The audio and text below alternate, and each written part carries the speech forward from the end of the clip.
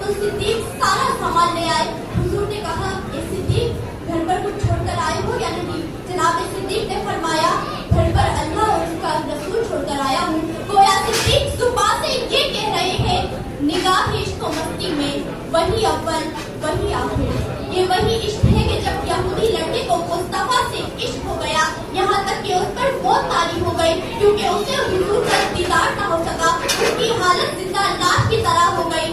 किसी ने मुस्तफा को खबर दी कि आपका दीवाना है, आपका आशिक है, आपसे इश्क करता है और बार बार बस यही कह रहा है, निगाह इश्क व मस्ती में वही अव्वल वही आखिर।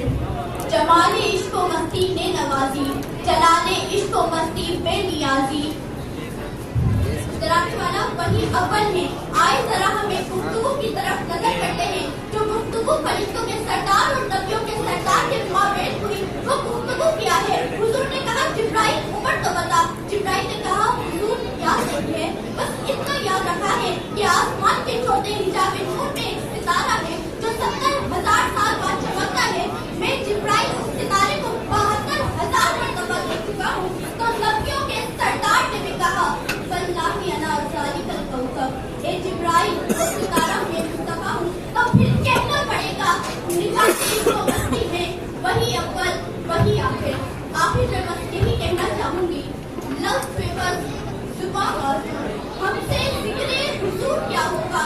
वो किनारा तक समंदर का, वो समंदर